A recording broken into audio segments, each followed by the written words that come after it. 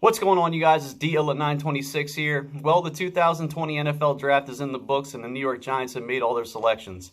And me personally, I couldn't say how much more pleased I am with this draft and what Dave Gettleman and Joe Judge have chosen to do for this team and its future. I mean, they made some great picks in this draft, and I am unbelievably happy with what they did as an organization. This is something that needed to be done for quite a long period of time, and I'm glad that those two guys put their foot down and actually, brought in the pieces to this team that it needs to be successful. Saying that, I'm going to go through the players that were drafted and kind of give you a rundown of what I think of them personally. And these are just my opinions on these players. I don't go by what, the analysts say and the grades that they give these players. This is just my opinion and what I see of them on tape. Now, you may have a completely different, opinion of these players, and you may see something completely different than I do. But I'm just going to give you what I see and what I think of them personally as a fan. So, Andrew Thomas, first round pick. Who would have guessed we went with an offensive lineman? Andrew Thomas, 6'5", 320, left tackle from Georgia. He does everything you want a left tackle to do. I mean, he's good in run blocking, pass blocking, all facets of playing the line. He is very good at doing them all. He is exactly what you look for in a left tackle. We couldn't possibly want any more in a lineman. This pick was a slam dunk. I can't say anything negative about Andrew Thomas. He wasn't... Like, initially, when the whole entire draft process started, he was the first guy that my eyes were drawn to as far as a offensive lineman prospect for this team to draft in the first round. And then, Wirfs was brought to everyone's attention, and then Wills also. And as that happened, I started to become a Wills fan more than anybody else. And I kind of pushed, Wirfs and Andrew Thomas to the side a little bit. And after thinking about it, and after the selection was made with Andrew Thomas, I think it was the best pick that this team could have made for its future and what could possibly happen in the next couple of years, especially with Nate Soldier, being on the chopping block as it is, and him, possibly being out the door. Andrew Thomas he's a straight left tackle. I mean, he played right tackle his freshman year at Alabama, so he does have some experience there, but this is a guy that you want to put on the left side of your line and protect Daniel Jones's blind side. And that's exactly what he's going to do for hopefully, at least 10 years for this team. And I believe he's going to do it. That was a great pick. Yeah, I can't say anything more about that pick. I mean, I love it. All right, going on to our second round pick, Xavier McKinney. Now, Xavier McKinney, I tried to look at everything I could possibly to find something negative to say about this guy. But honestly, I don't see too many flaws in his game. The reason I tried to find something negative to say about him, I wondered why he fell to the second round. I mean, that really kind of, it just made me wonder a little bit. So I kind of tried to delve into his film and tried to find some negatives in his game, and they were very tough to come by, and they were few and far between. I mean, I'll name some of those things, but I mean, you'll probably, when you hear me talk about these things, you'll probably be like, dude, you're just nitpicking. That's all you're doing right now. But Xavier McKinney, he's 6 foot, 200 pounds, safety out of Alabama, plays all over the field. Other people have said this in their videos. He's like our version of Isaiah Simmons. The guy, he's our version of Isaiah Simmons that we drafted. He's just not as big as Isaiah Simmons is. Now, they list him at 6 foot. If that guy's 6 foot, then shoot, I'm 7'3". I don't believe he's 6 foot at all. I just don't see it. And myself, I'm 5'10". So I'm banking on Xavier McKinney being about 5'10". I don't see him being 6 foot. I think on Wikipedia I saw they had him listed at like 6'1" or something like that, and I was like, you gotta be freaking kidding me. There's no way that guy is 6'1". If he's 6 foot, I'd be in shock. But Xavier McKinney, yeah, you can play him on the line. He's good at at coming down into the box and playing against the run. He's very physical, very physical. And when they send him in on a blitz, man, he can cover ground quicker than a lot of players I've ever seen before in my life. He gets to that quarterback in a hurry. And when he hits you, man, he packs a punch for his size. I was definitely surprised by him. I can't believe he hits people as hard as he does for his size. But he does. He hits like a little tank. But one thing that I worry about him, now I know he got good grades in coverage and everything with all these analysts that break down his tape, but I kind of wonder about him when it comes to coverage, especially when it comes to covering tight ends and stuff like that, just due to his size. I think the tight ends can have a little bit of a mismatch against him and kind of have their way with him and push him around a little bit, but maybe they won't be able to. But like I said, you know, I'm going to say these negative things about these players, and you may just think that, you know, I'm nitpicking these guys. But, I mean, I don't want to sit here and just praise every single one of them. I want to kind of pick apart their game a little bit and see if I'm right down the road, you know? That's just the way I look at doing these things. But, yeah, I mean, he fell to the second round. He was supposed to be a first-round draft pick. Many people think that, you know, if Dallas didn't select CeeDee Lamb with the 17th pick, most likely they were going with Xavier McKinney. So after they took CeeDee Lamb, you know, Xavier McKinney just slid down the board and ended up going in the second round. I'm honestly surprised that no other team tried to scoop him up before the first round ended. But, you know, in our case, we got extremely lucky, and he fell to, you know, the 36th pick. So we got ourselves a safety. We got somebody to play next to Jabril Peppers, and I think that'll be a pretty good tandem for a good time to come. I mean, I think they'll be a very good duo together. So, I mean, that's 2 picks right there, and those were 2 slam dunks in my book. I mean, the draft couldn't have started off any better for the Giants when it comes to those 2 players. We go into the third round, and we selected a tackle, Matt Peart. He is 6'7", 318 pounds, left tackle, has right tackle experience. Hold on. Yeah, I think I wrote down, I was thinking that Andrew Thomas played right tackle at Georgia his freshman year, but that might not be the case. I don't think he did. Yeah, Matt Peart's the one that played right tackle his freshman year and then moved over to the left. No. Yeah, Peart's a right tackle. What the hell am I talking about? Yeah, Peart, he's a right tackle. He has some experience playing left tackle, if I'm not mistaken. Like I said, he's 6'7", 318, big boy. Former basketball player, has extremely good feet. Extremely good feet. And I honestly think this is a steal in the third round. Honestly, I can't believe we got this guy in the third round. He just seems like an outstanding just tackle prospect. And honestly, he's kind of like in the line around like the lines of like a Mekhi Becton. But this guy, he's more sound than Becton is, in my opinion. This guy could definitely come out and blow Becton completely out of the water, in my opinion.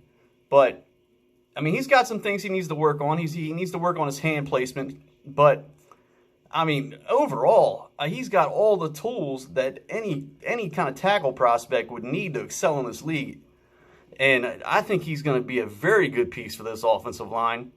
And, you know, possibly when Soldier leaves, I mean, you know, Andrew Thomas is going to be playing left tackle. I'm assuming that Soldier will move over to the right side when the season starts, and it'll be Thomas on the left, it'll be Soldier on the right.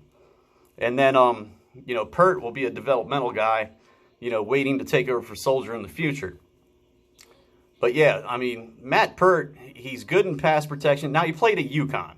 I think the last good player to come out of UConn was probably Donald Brown. If you remember Donald Brown, he was a running back that played for the Indianapolis Colts. He's the last guy out of UConn I really remember. So, but yeah, I mean, this guy, he's good at all facets of the game. He's good at run blocking. He's good at pass blocking. He's got great feet. Like I said, he's a former basketball player. Any defensive end or linebacker that's going to try to beat him around the outside, good luck, because the guy's got enough speed and he's got enough quickness with his feet to get in front of those pass rushers and completely impede their progress to the quarterback. I don't think he'll have any issue doing that stuff in the NFL. Like I said, he just needs to work on keeping his hands inside and don't get him outside, in that shoulder pad area where he can, cause himself to get some holding calls called against him. But yeah, he works on that hand placement. He's going to be a very good right tackle for this team. I can't believe we got him in the 3rd round. And when it comes to Becton, I think Becton probably should have been drafted right around the same area this guy did. If he's a 3rd rounder, Becton should have been down there with him. But yeah, that's 3 picks into it. All slam dunks for me. I mean, like I said, I couldn't be any more happier with their first 3 selections. Now, we get into the 4th pick. This is where I start kind of having my issues with the players that they selected. Well, at least this one player here. This is one of my weaker players in this draft class, in my opinion. Darnay Holmes, 5'10", 195, cornerback from UCLA. UCLA, what was the last player that we drafted from UCLA? His name was Owamabe Odighizuwa. If you remember, he was a defensive end. I think he was drafted in the 2nd or 3rd round. Owamabe Odighizuwa. God, we've had some messed up names on this team, haven't we? We've had some crazy names on this team. And that's one of them, but he didn't pan out. But, yeah, when it comes to him, I wrote down some notes when it came to this guy. To start off, I watched the game that he played against Washington State. And, honestly, he got smoked in that game. I mean, the wide receivers on that Washington State team just tore him apart.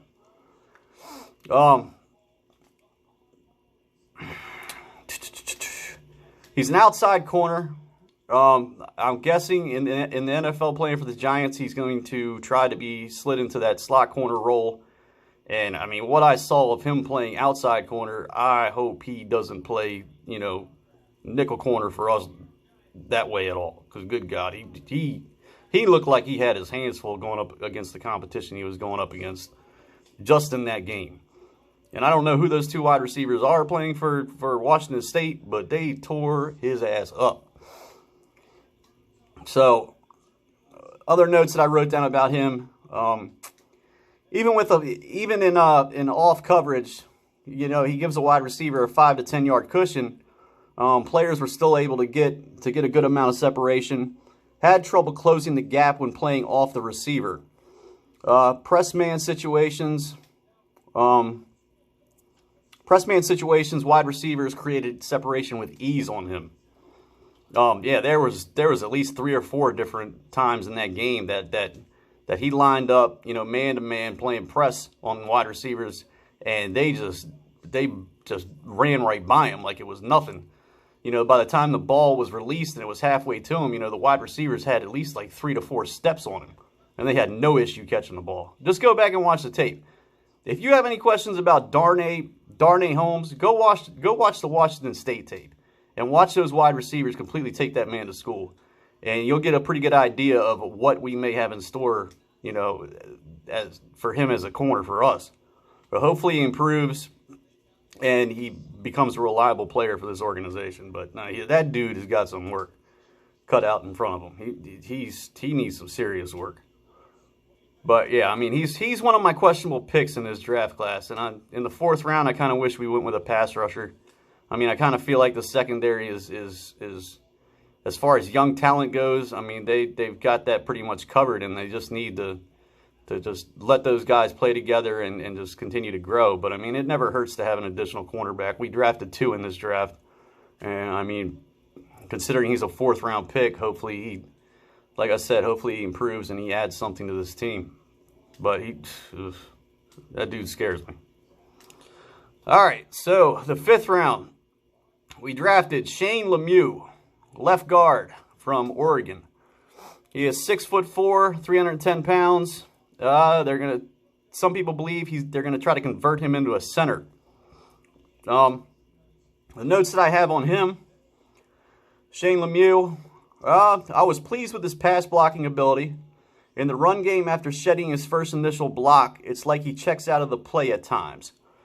Yeah, I noticed that in run blocking situations, he would make his first block, and once he got to the second level, it's like I don't know what was going on with him. Kind of like he stopped trying almost. Like he's just kind of just jogging down the field. You know, there's just no urgency to him at all. And he's not like looking around. He's just kind of like jogging. I'm like, dude, the running back is like right on your ass. Like, why aren't you blocking anybody? You're trying to speed up to get to the next linebacker or whatever player's in front of you to try to block the guy so your running back can spring free. But he's just kind of jogging along like, okay, all right, well, I got past that first guy. What do I do now? And that's just something I noticed about him in a couple games that I watched him play. But hopefully that's just something that I saw in those games, and that's not a pattern with him. But, yeah, checks out of the play at times, almost like he runs out of gas. He's an effective run blocker. Overall, I think he has the potential to be a good starting piece of this line. Yeah, Zeitler, I mean, he's going to be a free agent in 2021, so I'm guessing they're hoping that, you know, he comes in and takes over that role for him. If he's not playing center. I mean, Nick Gates could come in and play center for us, but evidently they're going to try to get this guy some snaps at center and get him to learn the position. So, I mean, we'll see what happens with that. Hopefully he can. Hopefully he can play two positions for us, because that would be a great, you know, just more diverse players on the line. I mean, it just helps it out that much more. I mean, it's great having a bunch of linemen that can play a bunch of different positions. All right, so we're moving on to Cameron Brown. Now, this is one of my favorite late-round picks for us. I like Cameron Brown a lot. Cameron Brown is 6'5", 234 pounds. He could probably, you know, stand to put on a little bit more weight. He's got the frame to do it. You know, being 6'5", he could easily put on, you know, another maybe 10 to 15 pounds of muscle if he can do it. But, yeah, I think this guy's got a lot of potential. I mean, he's like I said, he's one of my favorite late-round picks that we got. Some notes that I wrote down for Cameron Brown.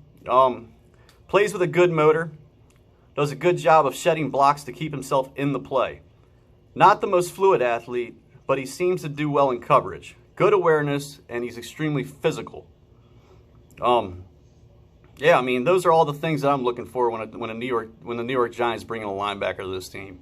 I like that he's physical. I like that he can set the tone with hits, and kind of like Xavier McKinney. McKinney can do the same thing. You know, if I'm gonna use this as an example. Like when the game is starting, and you know the offense comes out, you know, and then you know there's a pass play, and one of these guys just comes out and just smacks the crap out of one of the opposing team's offensive players. That will set the tone for that defense and how they're going to play throughout the game. And I love that we actually drafted two players that can set that tone and really deliver some devastating blows to their you know, opposition. And I think these two guys can do it. And Cameron Brown can definitely, he can lay the wood on people, man. He can hit people. And like I said, he's got a good motor, and he's kind of relentless at times. Like he'll get blocked, and I've seen him get knocked to the ground, and he gets right back up, man. And he's flying towards the ball, trying to get there as quickly as he can. He shows a lot of effort, and I like that. And I think he's got potential to be a good linebacker for this team. I'm really looking forward to watching him play. He's a good piece to add to this linebacker core that we have right now.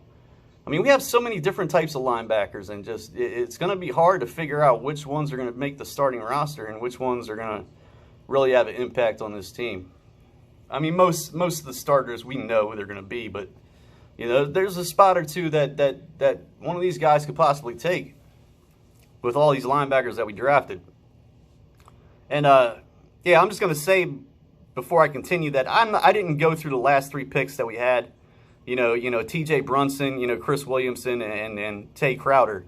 I kind of just, I left those at B. You know, they're 7th-round picks. We'll see what happens with them. If you want to know more about them, just type their names into YouTube and then kind of do a little bit of scouting yourself and kind of form your own opinion.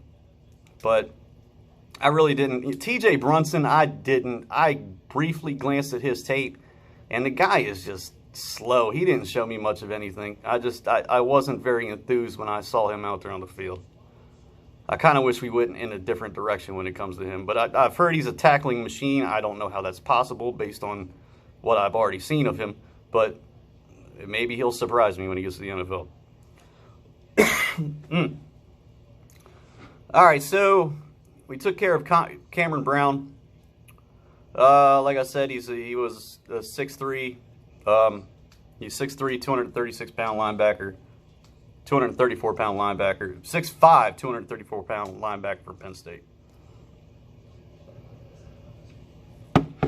Moving on to pick number 6. Carter Coughlin. Good last name. 6'3", 236, linebacker from Minnesota. Our first Minnesota player that we drafted. The second player we drafted from Minnesota was Chris Williams, cornerback. Carter Coughlin. When you watch his tape, the first thing that stands out, speed. Guy's got pretty good speed. Here's the notes that I wrote down on him. Good speed. You see that immediately when watching his film. Should be able to help in coverage due to his speed. When rushing the passer, linemen have their way with him far too often. Needs to use his speed to his advantage and down the road. Needs to use his speed to his advantage and down the road add more to his pass rush repertoire. Needs more power, but has the skills to be molded into a good linebacker for this team.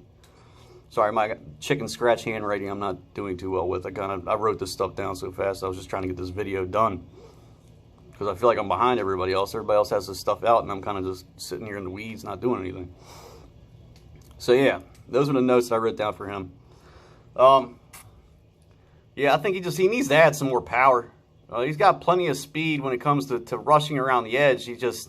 It's like when the linebacker gets their hands inside on him, I mean, he doesn't go anywhere. Like, he stopped dead in his tracks, and I saw that happen to him a lot. But if he adds a couple more moves to his pass rush, repertoire, and then he may be a fairly good pass rusher for this team. He needs to add some stuff to his game. But if he does that, he could be a fairly decent linebacker for us, especially in coverage because of his speed. But he doesn't have the most agility in the world. I mean, I saw a lot of guys, like the quarterback would throw a pass out in the flat, and he would go to try to tackle him, and the halfback would stop on a dime, and he would just completely run right past him. Cameron Brown, he did that sometimes too. But, I mean, these are linebackers trying to tackle guys that are half their freaking size and twice as quick. But yeah. The 3 picks in the 7th round, like I said, I didn't really do much research on them. Like I said, I looked at T.J. Brunson. Didn't really do much for me. He's a 6'1", 229-pound linebacker from South Carolina. Chris Williamson. He was our second 7th round pick. He's 6 foot 205, cornerback from Minnesota. He's got pretty good size. Being 6 foot 205 pounds. Hopefully he turns into something. Like I said, we can never have enough cornerbacks. Cornerbacks are like pass rushers, man. You can never have enough of them. You always need guys in coverage, and you always need pass rushers that can get to the quarterback. And Tay Crowder, 6'3", 236, linebacker from Georgia. Played in a good program. Was a linebacker for them. I don't know much about him. I don't even think I looked at any film when it comes to Tay Crowder. But he's Mr. Irrelevant. We'll see if he turns into anything. But he's got his work cut out for him also. But yeah, I mean, that's basically the rundown of the draft. I tried to give you, exactly, my thoughts on the players that we drafted and what I thought about them and what I saw of them on tape. But yeah, overall, I think it was a very strong class. I think if I had to grade this draft, I would give it a strong B+, just based off, the 3 linemen that were taken and Cameron Brown. The three linemen that were taken, Cameron Brown and Xavier McKinney. I would give it a strong B+ just because of those players. If the other guys work out, I mean, that's awesome. But I mean, I think they really have something with those 5 players right there by themselves.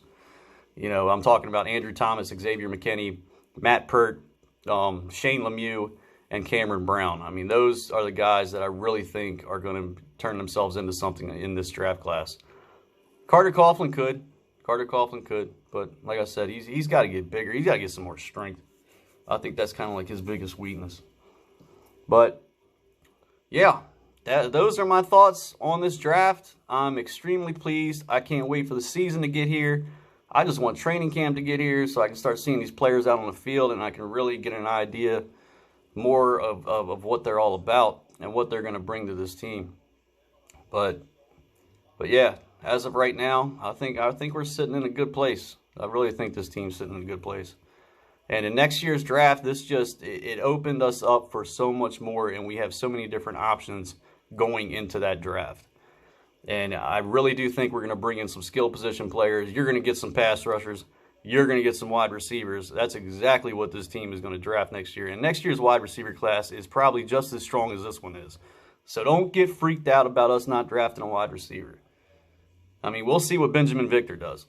We'll see if he can make this team and then make something happen. You already know how I feel about him. I don't need to go over him anymore. But, yeah, that's basically it for the video. I hope you guys enjoyed it. If you want to find out more about these players, you know, just go check out their videos and see what you think about them yourselves and try to formulate your own opinion. Don't always go off what everybody else says. I mean, if you have a different thought on a player, it doesn't necessarily mean you're wrong. You could be right. You never know.